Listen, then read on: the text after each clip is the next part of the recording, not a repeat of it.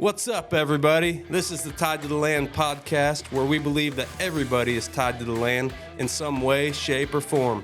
On this podcast, we'll explore the intimate connection that people feel with the land beneath their feet, while telling the stories of folks whose lives have been impacted by their roots to the rural lifestyle.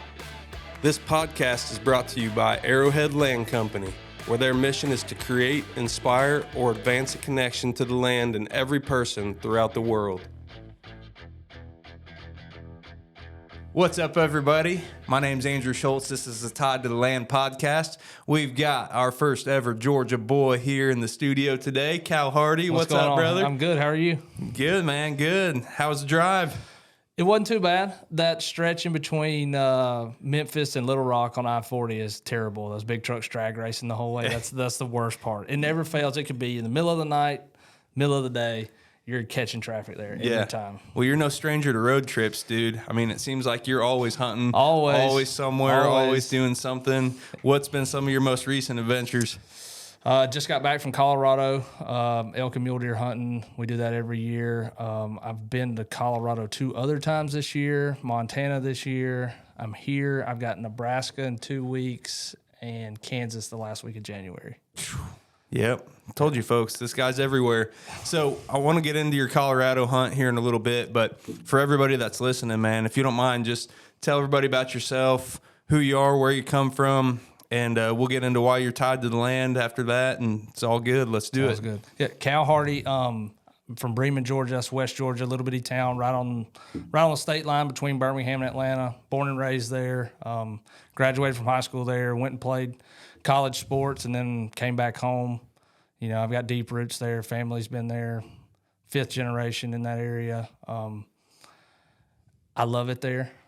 I've had aspirations to go other places, but people in the South are awesome, man. Dude, I love it. It's completely different. You know, I travel a lot, so I see people from all different walks of life. And being in the South, the hospitality and just the genuine curiosity to have a conversation with somebody about everyday life is something that you don't really get anywhere else. Do you feel like that really is the South, or that's a product of like small town USA? I think it's a little bit of both. Yeah. North Dakota people are very curious, especially for out-of-towners. Like a lot of those northern states that don't get a lot of out-of-towners, they're curious and they'll ask you, hey, what are you doing here? But I think the hospitality, the manners, the opening the doors and stuff, that's a product of the South. Yes, sir. No, sir. Yes, ma'am. No, ma'am. You don't get that a lot of other places. Yeah, that's awesome. Yeah, when you're in North Dakota, I mean, that's polar opposites, right? You got, oh, hey there, bud. How you doing? Yeah, and you're like, hey, y'all. Yeah. What's going on? Yeah. Cal Hardie here. That's right. That's right. You know, North Dakota is Canada South. And then if you get in the South and have an accent from North Dakota, you ain't from here, are you? Right. That's awesome. So have you lived in Georgia your whole life? Yep. Lived in a 30-mile radius my entire life. That's awesome, man. You were talking about playing sports. You were a baseball player. Yep. I was a 3-sport athlete in high school, played baseball in college, grew up in a sports family. My dad played football and baseball at Tech, played for the Mets for a few years. My mom played softball. When I say Tech, Georgia Tech, sorry. Yeah. Mom played softball at Tech. Cousins played college ball. A couple cousins played pro ball, football, baseball. I mean, that's really all we've ever known. My younger brother played ball in college. It kind of what our life revolved around. Yeah. Man, I played sports my whole life too, and of course, we're probably biased, but I believe that people who played sports in their younger days, it really shapes you for the real world. Absolutely. In a lot of ways. That competitive spirit, just the work ethic that goes into it. I mean, you feel like baseball had a huge impact on getting you where you're at today. For sure. A lot of your values. For sure. That, baseball, football's life in 100 yards. There's a lot of ups and downs, you know, highs and lows that you're going to deal with in a game or in practice that can relate to life. But yeah, that work ethic too, if you're going to go play at the next level, especially at college, people that have done it understand. I mean, it's a job. Like if you're going to play college ball, you don't get time off. As soon as you check in, you're going to school, you're going to the gym, you're going to study hall, you're going to practice and games, you're traveling, missing classes, makeup class. So you have to have some type of work ethic and scheduling to keep yourself in line, especially if you're going to graduate. You're not going to go play pro ball, you know. Yeah, which for sure. most folks don't. For sure. So when you were in school, what were you going to school for? Originally, I went to school for accounting, and then ended up with a business management degree. I got into auditing, and I went to 2 classes of auditing and went and changed my major. That did it for me. Yeah. Yeah. So Cal's a rural real estate specialist with us at Arrowhead Land Company, and he's helping lead our expansion into the South. Did you ever think about doing real estate? Did you ever see yourself being in the real estate business, or was it something that you ran into real estate at a different stage of your life and you thought, man, that'd be kind of cool? What was that like? So I grew up in a business-minded family. On my mom's side, we have a hardware store that's still in our family, been in the same place since 1929. So 5th generation there, and everybody's done business outside of there. Like, the store is a business, but there's been so much other business and connections that have been done out of there for years and years. And that's what my grandpa says. He said, that's a place to hang out. You make your money outside the store. Love that. But I got interested in real estate right out of college. I didn't, early in my high school, I didn't necessarily see that. But as soon as I graduated college, I got my real estate license. I was working in some property management for a commercial real estate company, and then kind of dallied in that. I did a little bit of residential, a little bit of commercial, and just here and there helping friends, family inside that business. And then I guess it was probably 2019 where I really kind of shifted to the rural real estate side, and it's been probably one of the best things I could have done. That's awesome, man. Yeah, that's where our paths crossed. And I remember you were talking about the hardware store earlier. You were like, yeah, I'm going to do this, but I've got this family business, and this is going to command some of my time and energy. Like, this thing isn't going anywhere. It's important to me to keep this thing going, to keep our family's legacy going, which I think is really cool. That just the importance of keeping that going for your family and what it stands for and what it means. I think that's great. So tying that in with something you said earlier, you said you just got back from Colorado a little bit ago. You were on a hunt. Your grandpa's ranch. Yep. I know that you have a really close relationship with him, and you referenced him earlier when you were talking about the store and helping him with that. I mean, talk to me about that connection and really what your grandpa means to you, keeping the family business going, hunting on the ranch, how all that's intertwined and how it's kind of shaped your life. Yep. So he's arguably the most influential person in my life. He's one of the smartest people that I know. He's like the wise old owl off Winnie the Pooh. He speaks in riddles. He never tells you a straight answer. He's trying to make you figure it out on your own, but he also guides you in the right directions. That's my mom's dad, and I lost my mother at an early age to cancer. And sorry, man. Well, thank you. Appreciate that. But I kind of got pushed into her role. A lot of the stuff that I do for him is stuff that she would be doing for him if she was still here. So that kind of led me to work for him and at the hardware store and all of that. But his place in Colorado is something special. He started going out to Colorado hunting in the 60s, I guess. And it's 2023. He's 84 years old and still goes every year. That's awesome. He's managed to acquire a really, really nice place. The place that he owns now is one of the first places that he hunted when he ever went out there. They before there was any lodging or anything staying out there, they used to stay in town. This is Northwest Colorado, Moffett County, one of the premier elk hunting places in the state, in my opinion. People might say otherwise, but there's a lot of people that hunt in that area. They used to stay in town in the hotels, and they would drive out every morning and hunt. And I mean, it's 30 miles to get there. They'd fly into Denver, rent cars. They'd drive across country. That's a 24-hour drive from our house. And he managed to make some money in the banking business, and then he took that and bought a piece in Colorado. He bought a ranch, sold it, made some money, bought another ranch, sold it, made some money, and then the ranch that he owns now had been bought by a family and then it came back up for sale, and he bought it, being as that was one of the first places they had ever hunted. Since it was homesteaded, our family is the third owners. Still have the original brand and everything. So, like, the people that they used to hunt with, his family originally homesteaded the place. They went out in horse and wagon from St. Louis and, Wow. they built everything. It's still got some of the old original dugouts the first year that they were there. It's got a lot of history. It's a really, really cool place and a special place in my heart. That's awesome, man. So I'm going to dive a little deeper here. I hope you don't mind. Were you always close with your grandpa, or when you lost your mom, did that really bring you guys together? I mean, he took you under his wing, obviously, to some degree, and probably taught you about life and business. What was that like after you lost your mom, or had you guys always been close? We've always been really, really tight. When my mom was alive, she had an accounting degree from Georgia Tech, and she was his accountant. So we were always tight. My parents owned a store. They still had the store in Mableton, so she was back and forth between the two. And then my dad... my mom has a brother, so my grandfather has a son who's my uncle, and him and my dad are 6 months apart. And they're both big hunters, and my grandpa's a big hunter, so they travel. They've traveled all over the world. I mean, they've been Canada, Colorado, all over the South bird hunting. They've been to Africa, and they've all been together. So we're all really, really tight still, and we've always been that way. That's awesome, man. How old were you when you first started hunting? Man...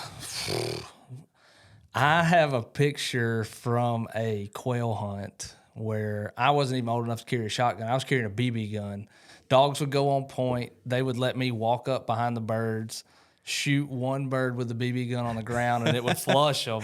And then my dad and my uncles and grandpas, they'd all shoot. So that's probably 6 or 7 years old. I shot my first deer when I was 7. So it's something that I've been intertwined in and been around my entire life. That's awesome, man. So you got to experience that at a young age. Obviously, you had great family to get you into that. Yeah. I mean, it's safe to say you've been hooked ever since, I'm sure. So tell me a little bit about just what hunting means to you. I know you like it all, probably bird hunting more so than anything. Absolutely. And we can talk about that a little bit. But what has that meant for you throughout your life? I mean, this is the Tied to the Land podcast, I always say. Yeah. I mean, so we're all tied to the land here. What's it been like having your life shaped by the land and hunting and the outdoors and being able to have those memories with your family? Just tell us about that. So I think everybody can relate to this. When you're really, really young and you grow up in some of these rural communities like that we grow up in, and kids kill animals and harvest animals, it's kind of a bragging right? And it becomes about killing and bloodthirsty. And then as I've aged and gotten older and, expanded my horizons and traveled and been to these places, it's more about the places that I see, the people that I meet, and then the people that you make these memories with. Like, majority of my memories, big time memories, times in my life are around sports, family, and hunting. Mm-hmm. And those, like, you can go back, I can look at a picture and tell you exactly when it was, who was there, what time of year it was, and that's the stuff that will last. Like, we have all of this. I have a wall in my house that is nothing but pictures, and they're almost all of them are from hunting pictures all across the country with different people. And man, I don't know where my life would be if it wasn't for those experiences. Those pictures mean more than the animals to some degree. Seriously. So I have a picture in my house. It's me, I guess it's 2 years ago, me and my childhood best friend, we doubled up on elk on the same day. So we got them on the ground, took a picture side by side.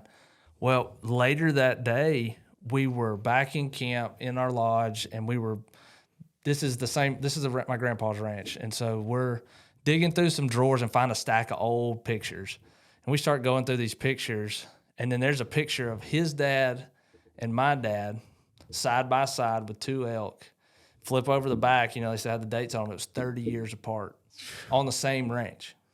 Like, that doesn't happen. No. So we got those pictures blown up and put on canvases and gave them to our dads for Christmas. You thought you would have given them $1 million. Oh, my gosh. Best Christmas present you could have given them. That's awesome, dude. Yeah, where I started hunting or really cut my teeth deer hunting, I guess, I had some family friends. Some of these people have probably heard this story, but they have 40 acres, and I thought 40 acres was just paradise, you know? Oh, yeah. You know, You feel before like I was it's in this 1,000 yeah, you feel acres. like it's huge. Yep. And they lived on their land, and that's what inspired me to always own land and live on it one day, to be able to hunt right out your back door.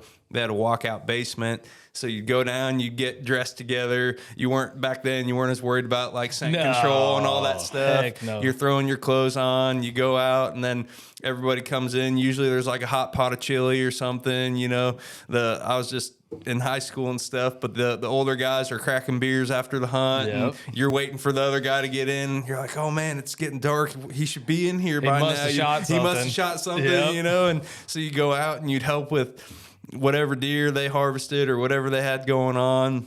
And then you come in, and where I'm tying this back to what you were saying is there was always a photo album sitting there on the table, and you'd sit there and you'd cut up and have a good time, and it never failed, dude. That photo album would come out, you start flipping through. Yep. Man, remember this hunt? You remember when you tripped in the woods when we were tracking that deer? Remember this? Remember that? And like those memories, it's just indescribable. If you've never experienced that, you've got to. Yeah. I mean, you've just got to. I believe that everybody should experience, if not the hunting itself, if you're like, hey, I'm not into killing animals, not my thing, at least go experience the outdoors and the camaraderie behind going hunting with friends and family and just making those memories. The road trip. Me and all my buddies, when we go to Colorado, I mean, it's a 24-hour drive, and we ride in the truck. I get tired of seeing them fools. They're asleep the whole time, and I'm driving. But, yeah, I mean, it's – and the things that you see, you don't realize until you get out of your bubble. Like, there's so many people that they just live in this one little small circle. You know, I've lived in my 30-mile radius my whole life. There's some people that never leave their 30-mile radius. They never get out and go see and how beautiful our country is. And, like, if somebody says that there's not a God, I don't know who could create that. I don't know who could replicate it. No doubt. Because when you drive over the Rocky Mountains from somebody from Georgia, from South Georgia, anywhere, like, you think we have mountains in North Georgia. Those are hills compared to the Rockies. Yeah, man. Yeah, it's just crazy because we've all had those moments as outdoorsmen where you get to just stop and soak it in. And it's not like every second of the hunt, you know, but you're in the mountains or you're in the pines or whatever, and you just feel the Lord's presence, and you're just like, man, I wish everybody could experience this moment that I'm experiencing right now. And words don't do it justice. No. It's a feeling that overwhelms you that you can't describe. Yeah. Oh my gosh. Yeah. It's so tell me then, have you had the privilege of taking some people out into the outdoors that they're not hunters, or it's their first time? Or, I mean, I know you've got a lot of friends who they're just as ate up with it as you are, but what's it like to that point when you get to take somebody out and experience that for the first time, and you get to show them kind of what you're all about and what the outdoors are all about? So I'm also on the board of directors for the Georgia chapter of SCI, which is Safari Club International, which they do more in legislation for hunters' rights than any other organization in the world. If you're familiar with the NRA, National Rifle Association, what they do for gun owners' rights is what SCI does for hunters' rights. Mm-hmm. And we do a ton of stuff with adult onset hunters, youth hunters that grow up inside the inner cities that don't have parents that hunt, and we do a lot of events for that. That's one of the most rewarding things. When you take somebody that's never been, or you take a kid out and see it and they have a successful hunt, or even if they don't have a successful hunt, if they just have a good time and they want to go back, like, you've created somebody else that wants to get into hunting. And hunters support the hunting industry, the Department of Natural Resources. That's who funds that. Hunters fund their own, the whole thing. Yeah.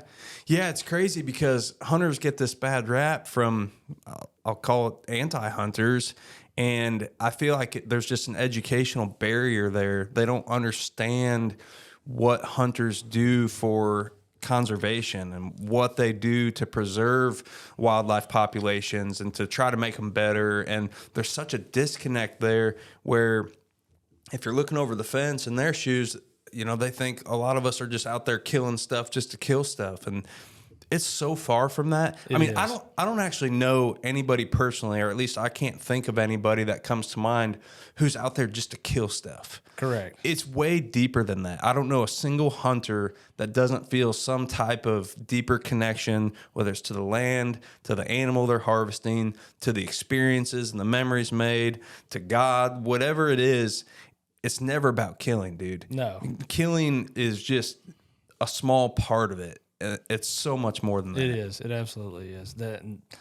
That is something that some people can't have a conversation about, that if they would just open their eyes and just have that conversation with somebody that feels that way, or vice versa, to have open-minded enough to have that conversation, whether you agree with it or not, you can find common ground, I think, there. Mm-hmm. Well, and let's say it is about killing, or at least killing to harvest meat. Dude, what better organic food can you get out there, especially in today's day and age where there's so much processed food, and we got Bill Gates making fake meat, and, people, there's all sorts of conversations around, excuse me, around food right now, and if it's safe to eat and if it's healthy. And I mean, I know that what I'm killing is safe to eat, and I know it's healthy, and I know it's lean. And I mean, if nothing else, you can hang your hat on that we're going out there harvesting our own food naturally, giving those animals a fighting chance, because it's not like you just walk out there and they just come walking into you like, hey man, what's going on? I mean, it's fair chase, and I've been skunked on multiple hunts this year. I mean, it just doesn't always go the way you write it up, but harvesting your own wild game there's nothing like it when you're throwing duck poppers on the grill, or you're making a venison roast in the crock pot. I mean, it's just good, dude. Yeah, man, it is. Are you talking about not harvesting? That's why I came home with a tag sandwich from Colorado. I went there for, I was there with a deer tag and an elk tag. I didn't see an elk in a week. Didn't even see one. So, I mean, that's part of it. But that money still went into that goes to the Department of Colorado Natural Resources, Parks and Wildlife. So they take that money and use that for conservation, habitat improvement, everything. I promise you came home with some memories. That's fact. That's fact. It's never dull. We always enjoy that trip. It's one of my favorite times and places to be at. How long have you been going out there now? The first time that I went out there, I would guess I was 13 years old. It was always during football season, so I didn't really get to go when I was playing, and then I played through college, and then I started going really when I got out of college, and now we're to the point to where they have 4 rifle seasons, and I actually get to take my own group for a week for our own season, so it's pretty cool. Yeah. So your grandpa's ranch, you've been going out there a lot. How important is it to you to preserve his legacy? I mean, you talked about him being a good businessman, a good family man. He's obviously been gracious towards you and provided you with a lot of opportunities. I feel like one of the hottest topics in our business right now is the next generation who doesn't necessarily care about the land or care about farming or ranching or preserving what their family built. And it's sad for me to see. I don't know how you feel about it, or if it's as prevalent in Georgia as it is in some other areas in the country, like these Midwest farming communities and such. But how important is it for you to preserve his legacy and to keep the ranch, or to keep bringing people to the ranch, or any other element of what that looks like? It's very, very important to me. Me and him have actually sat down and had these conversations about what are we going to do moving forward to keep this in our family, or whether we're going to put it in a trust. What are we going to do for finances to keep, pay the taxes and the maintenance on all the buildings and the equipment. So it's definitely something that we want to keep in our family for as long as we can. It holds a special place in all of our hearts. We all, on that side of our family, used to go, and right after Christmas, in between Christmas and New Year's, we would all fly out there and stay for a week at a time. And we have so many memories from doing that. All the memories from him hunting out there. He has a list in his desk of every person that he has taken and hunted on that property with as his guest. And he has a list. I mean, every single one from the first time that they've gone out there, And as sad as this is, he's 84 years old. He has marks on who has passed away. And he can still tell stories. We have VHS tapes. They have tons and tons of pictures there. They even he named the ranch after my mom, which was his daughter. So that it makes it even more special to us. He's got paid for a brand. I mean, he's done the whole nine, and he's actually established some business out there. He was smart enough he bought 2 pieces of property that had rock quarries on them. So he gets a weekly or monthly check from he's got them contracted out through different companies based on the tonnage that comes out, and he's smart enough he's figured out he gets a depletion allowance on his taxes. Not a depreciation, it's depletion because they're depleting the land based on the tonnage that comes out every year. Wow. Yeah. Again, one of the smartest people I know. Yeah. He's figured it out. Yeah. Man, that's so cool because going back to the hunting thing, there's so much more to land ownership than just hunting, right? And I think people look at it like, wow, that's a big investment just to kill animals. And if you do it right, you can find opportunities like that. Absolutely. You can find farming income. You can run cattle. You can do timber harvest. There's so many ways to generate income through land ownership. And that's a unique one. And I mean, your grandpa, I wish I could meet him. He sounds like a savvy dude. He is. He's very, very slick. He wears a suit every day. Still comes to the office, but he has figured out some loopholes and some things that doesn't even register in my mind. This is what I do for a living, Mm-hmm. and he'll come up with some scenario that he's the only person that's ever thought of it that I can know of, and he'll ask these questions. I'm like, I don't know, but I can find out, and he's just pretty savvy. It's anything that he does, he's that way. So has he had an impact on your real estate business then? Have you been able to turn to him for advice? And of course, you've had other outlets to learn from, since you started in real estate, I'm sure. But what specific impact has he had on your business? Very much so. He buys and sells and flips properties.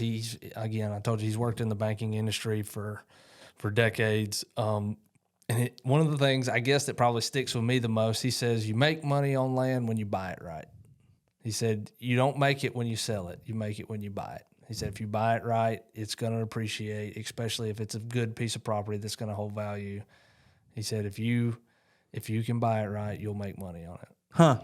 Yeah, he's absolutely right. And I think that boils down to being patient for the right opportunity and then finding an agent like yourself who can help set you up with those opportunities or at least steer you in the right direction. I mean, we're coming out of a market here and still in it to some degree, but I mean, land's not cheap. And, no, it's not. Just about everywhere in the country that I know of, it has skyrocketed in the last few years. And so having somebody that can at least guide you throughout that process and you can trust the advice that they're giving you and that they're steering you in the right direction, it's so important. It's definitely good to have somebody like that you can go to if you have questions. I've said this, he's 84 years old. He's seen a bunch of crashes, highs and lows. He's been there, done that, and he can kind of tell you from his experience what to prepare for. He's never going to tell you what to do, very seldomly.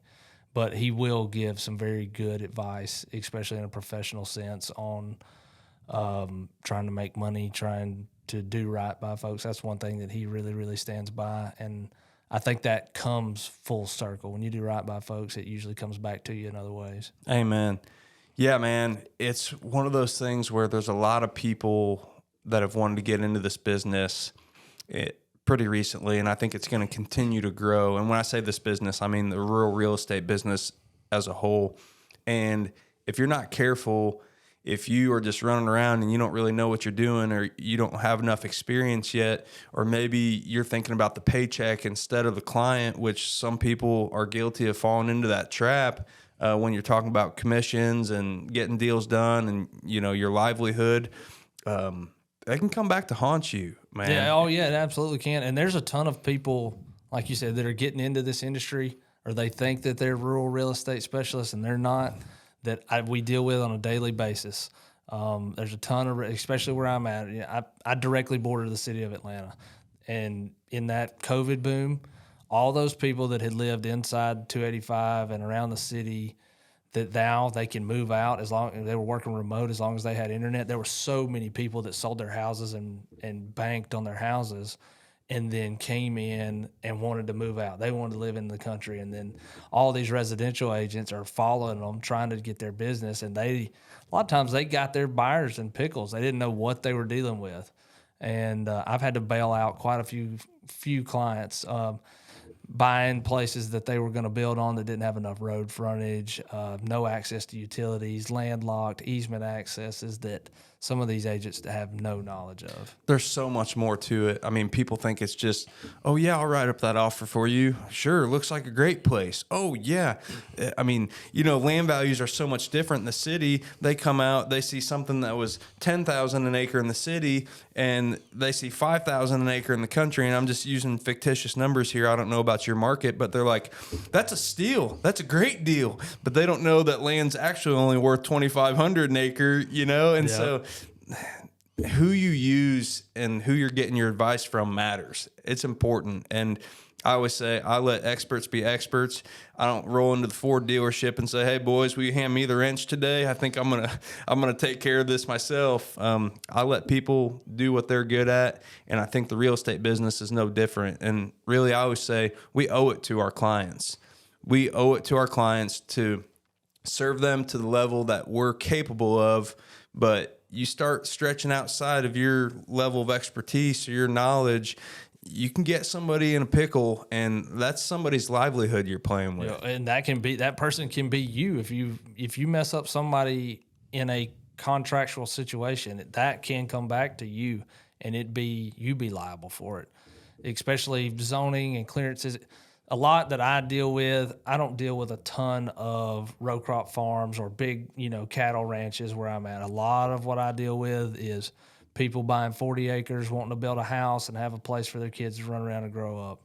And a lot of the counties in my area are having issues with easements. They're rewriting codes for road frontage requirements, parcel splits. A couple of my counties have been in zoning moratoriums for over a year and trying to get stuff approved from ag to residential, or has been a nightmare.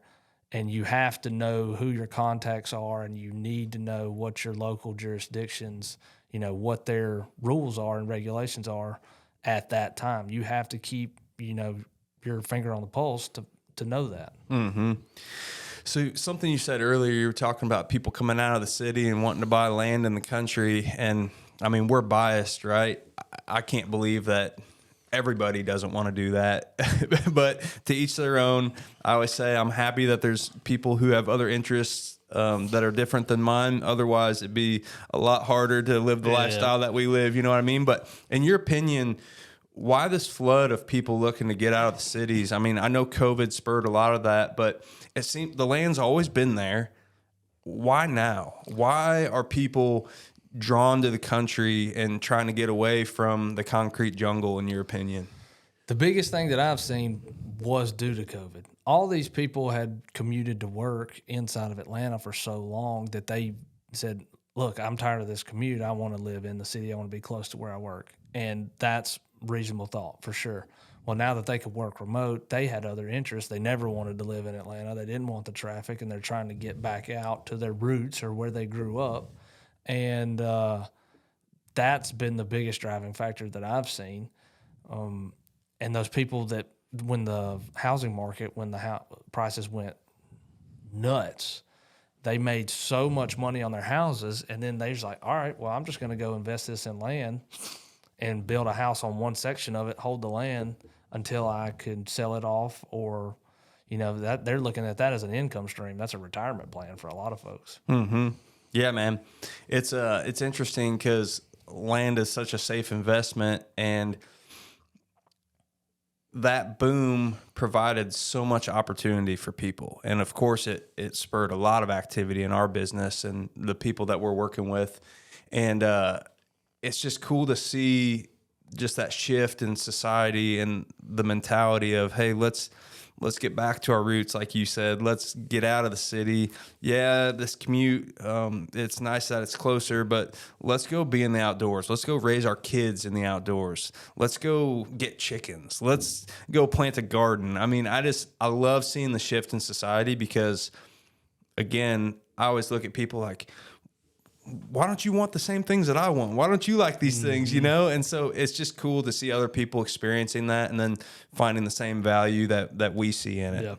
Yeah. And that's something too. There's some people that they've always lived in the city. And when they do get out, they realize and they can relate to the things that, you know, we've been telling them for so many years. Like just the beauty, the peace, the silence, the hospitality of small town living, you know. When you go into a restaurant and you become a regular, or your gas station and the old men are sitting around the coffee pot, like you don't get that all the time in these bigger cities. And you walk in, somebody knows you by your name. Like there's something to be said for that in my world that I really like, and I don't want to live without. Yeah. Do you feel like, I just had this thought, do you feel like social media has played a larger part of that than we're getting credit for, or that it's played a larger part than we are giving it credit for? Because, you know, you go hunting and you're in the outdoors, like nobody sees that experience.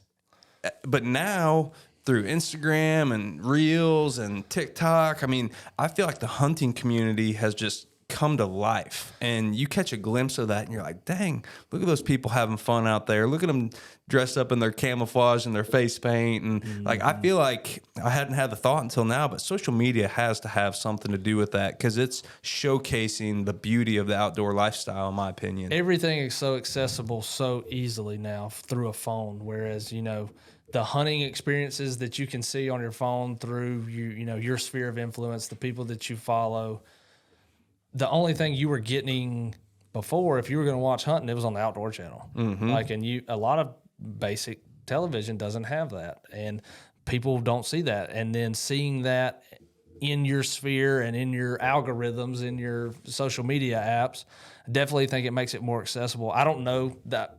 I don't have the answer to that, whether it's driving more people to the outdoors or not. I know you can see more of the outdoors and definitely grab interest that way. Yeah, for sure. So how long have you been with Arrowhead now? I guess since I came to Arrowhead, it was August or probably August. August or September? Yep. Okay. So you just recently put something out there to the world that you are having a bigger quarter than your entire last year combined. I did. Q4 of 2023 currently with sold properties has been more than I did an entire year at our previous brokerage. Wow. And last year was my biggest year to date. Never thought I would even top that, and I've done it in a quarter at Arrowhead. That's amazing, dude. That is so amazing because people are perceiving this as a down market too, compared to what it's been the last 2 years, right? So you're doing more in one quarter than you did in an entire year in what was considerably a better market than what we're in right now. Arguably, probably the best market we'll ever see, especially with interest rates. I don't know if we'll ever see those interest rates ever again. And that's coming from multiple sources that work in the banking industry. I think the interest rates, just personally, I think they're going to settle somewhere between 6 and 8 long term. But that, it's been nuts. I don't know what, I can't say it's one thing that's a driving factor. I can't say, there's just one thing that has boosted me over the top. I know the change of environment for me has been openly accepted and supportive from everybody that is in my sphere and in my corner, and it's been awesome. It has been overwhelming, and I've been thoroughly blessed for sure. That's awesome, dude. I want to speak to that for a second because you and I obviously had a lot of conversations leading up to that, and we talked with Steele and Becca on the last podcast about just taking risks and taking chances. And that was a big decision for you to make the leap to come over to Arrowhead Land Company. So tell me about what that was like for you of course, there was some fear, but we've talked before. If there's not fear in the decision you're about to make, then you're probably not taking a big enough leap. You know what I mean? Absolutely.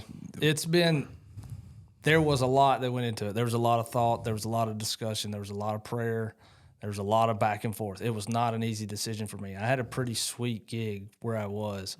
But the change of environment and then also the opportunity to be a broker was something that was not in the cards for me at the previous brokerage.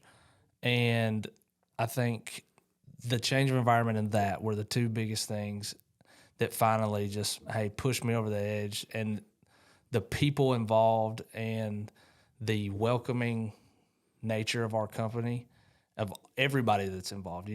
I'm kind of the lone wolf in the South right now, but the people out here in Oklahoma have been nothing but great and supportive to me.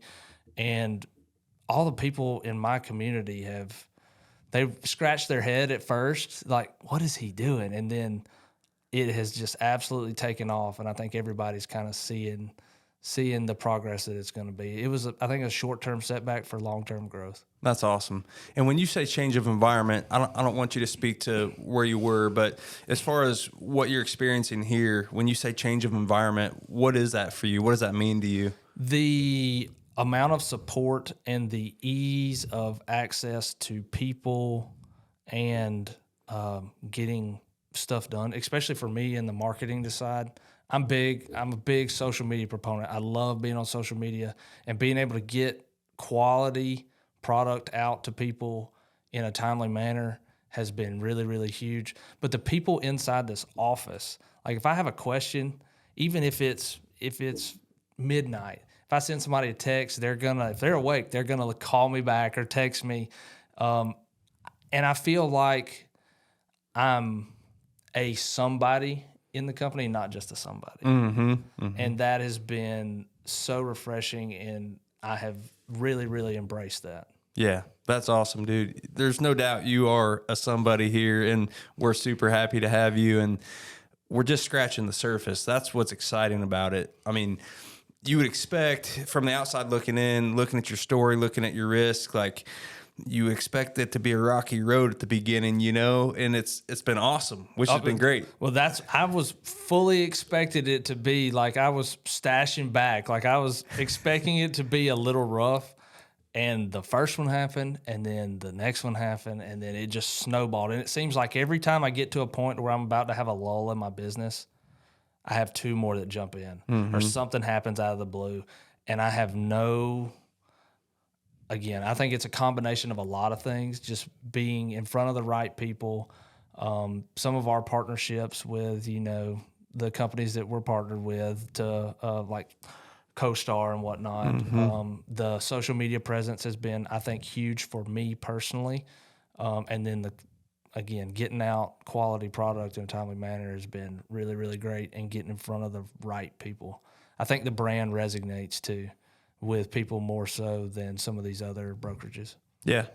I think it's cool when you've got a great brand that's behind you, and then you're doing your thing out at the grassroots level and doing what you're supposed to and working hard and rubbing elbows with people. And where I've been particularly impressed is just the influence you have on, I call it the next generation around you. You know, like we've had the pleasure of talking to a lot of younger guys and gals who they know you and you've exposed them to us. And I'm just really excited about the future of Arrowhead Land Company in the South, and with you helping spearhead that.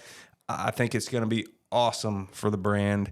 The people we're touching and the people that we're having conversations with, whereas other places, they're just tossing them to the side and saying like, hey, buddy, call us in 10 years, Like that is so meaningful to me, and it seems like it's the same for you. Well, can I speak on the apprenticeship program? Sure. Okay. So that apprenticeship program, bringing young people, young professionals into this industry, getting started in this industry, I think is the hardest thing, because you're starting from ground zero and you don't have anything in your pipeline. There's a lot, you spend a lot of money and a lot of time, and it's learning until you get to your first deal, really.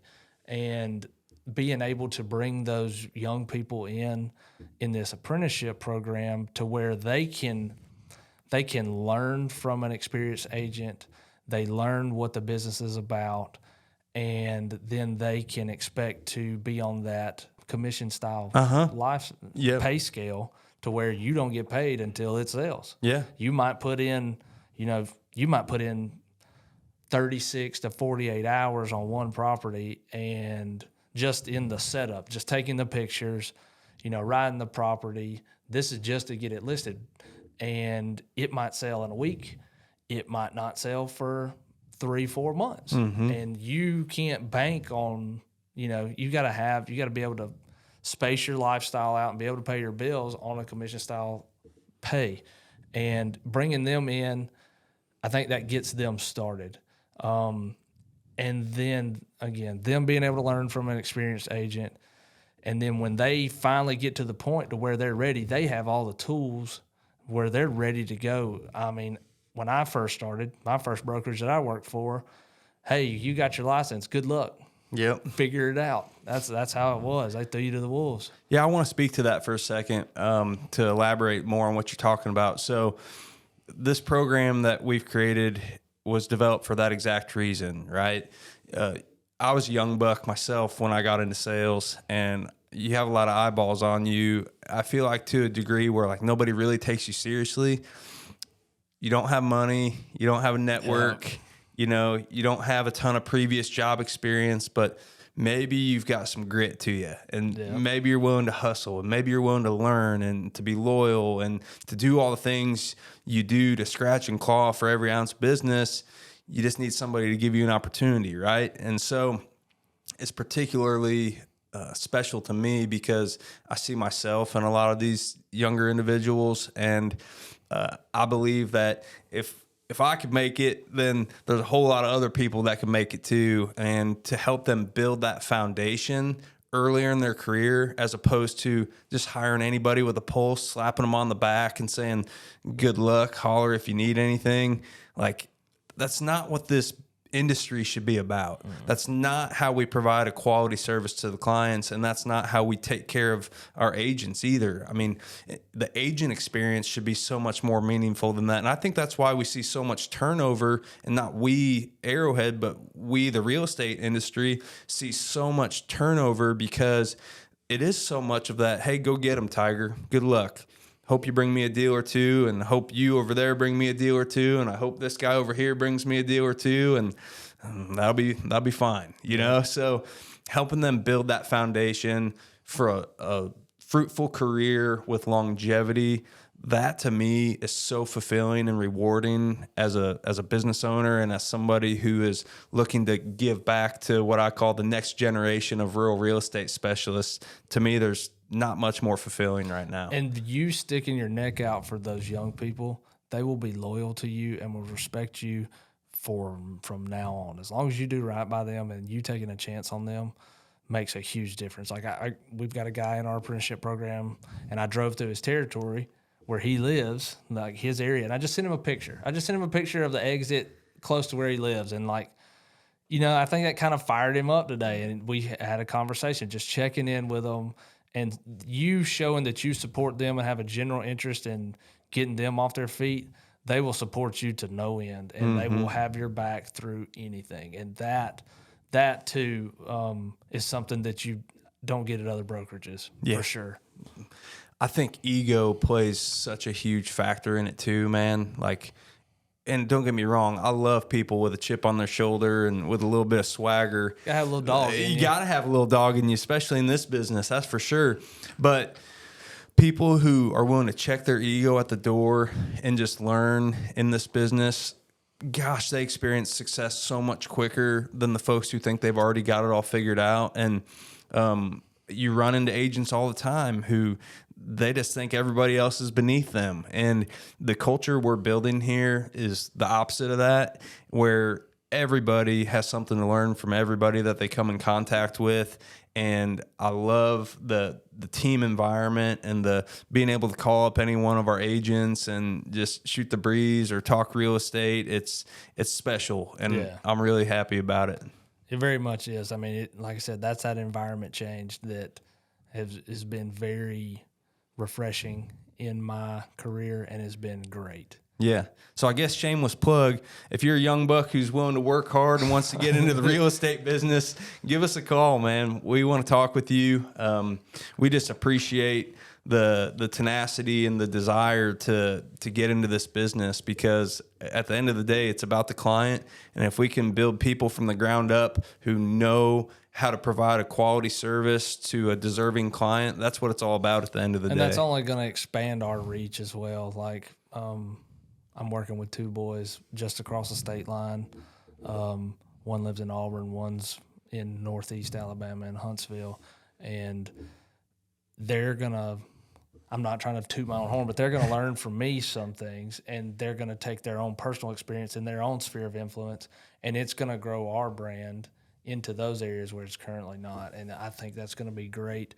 It'll be, even if those kids decide that they don't want to, pursue this, or they want to go do something else with a different brokerage, at least somebody stuck their neck out for them and gave them the opportunity that you're not getting anywhere else. Yeah. And you said they're going to learn from you. You're going to learn from them too. That's fact. That is a fact. And I'm a huge believer. I genuinely believe that, and maybe it's partly where I come from and feeling like my voice was not always heard, but we can learn stuff from guys who are younger than us and gals who are younger than us. And we can, if nothing else, work together to make an idea that maybe we had better because of their influence or their perspective or their unique background. We all come from different backgrounds, right? Yep. All different walks of life. And to think that the person you're in the room with can't teach you something it's just naive to me. It is. It's idiotic. Yeah. It really is. And again, like you said, that's egotistic a lot of times. You can learn something from everybody in every walk of life. I learned something the other day. We were walking one of the properties with one of those guys, and he showed me something on a drone that I didn't even know how to do. I had never seen it. So, I mean, it's little stuff like that there's so much more in touch too, a lot, especially I feel like I'm in touch with the social media, but some of the elder people in our industry probably aren't. And that's a huge way for business. It's free advertising. I mean, I get so much business from social media, or just at least contacts. Just they see the brand, they want to know what you're doing. They see me out doing something. I've got something of the company on, And the company as a whole does so much to promote their agents. They do so much. It's not, yes, we're trying to grow the brand, but the brand's not growing the agents. We're doing the most we can to support our agents in all of walks of life, not just business. Yeah, absolutely. That's what it's all about, dude, because at the end of the day, yes, we're all in business. Yes, we're all here to make money. We're all here to contribute towards a common goal, but we're also all people. Yep. And with different people comes different experiences and challenges and things where sometimes you need to pick up the phone and call me and just talk to me person to person.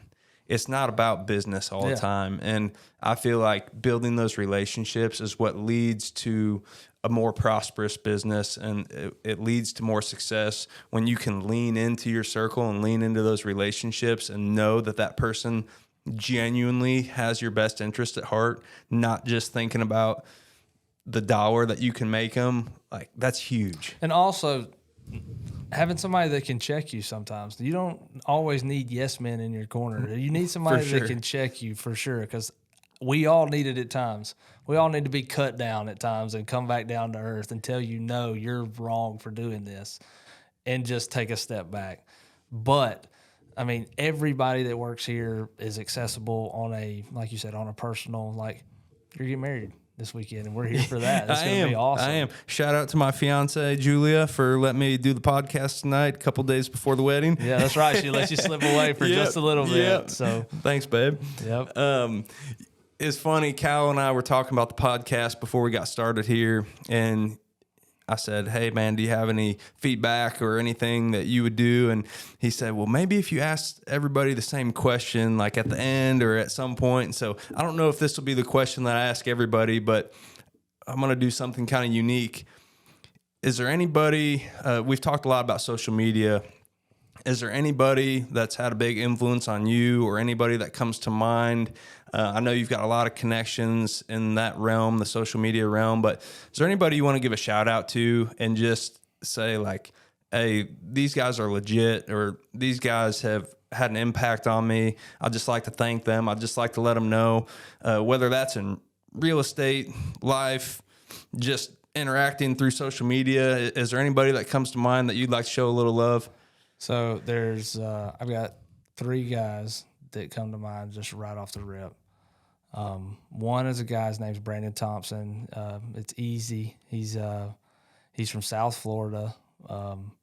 I met him, I guess it's been 3 or 4 years ago now, at a dove hunt, and he had never really hunted. He had kind of grown up around it, but he is full-fledged into it now, and he is killing it. And he always texts me and checks in, always wanting to know how I'm doing, see how I'm doing. He's one. I got another guy that lives right across the state line. His name's Cam Williams. Young kid. He's a police officer, and he is one of the most talented people with a camera.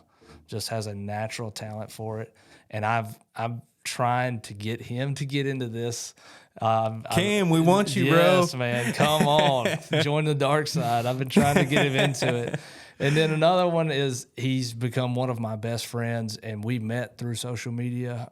His name's Anthony Farrow, is Fetching Feathers. He's a dog trainer out of Denver.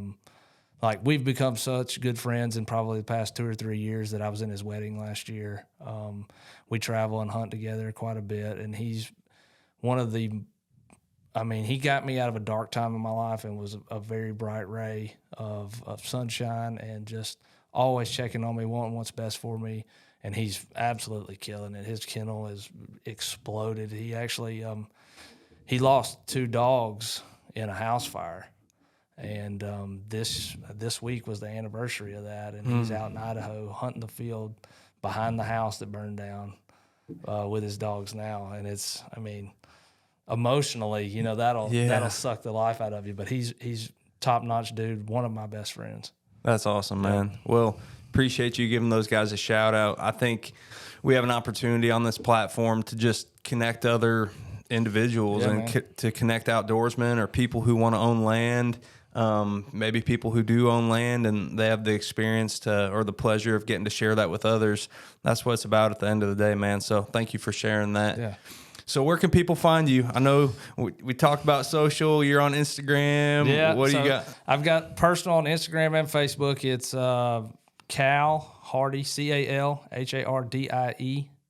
You can look me up. It'll be Instagram. I'll have a work page for both Cal Hardie Arrowhead Land Company. For Facebook as well.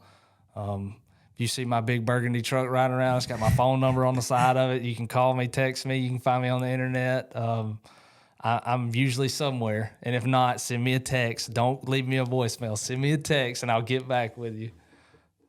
Right on, man. Well, appreciate you coming in. I've enjoyed this. I have too. Thanks for having me. Yeah, absolutely, man. This is the Tied to Land podcast. Cal Hardie, we're out.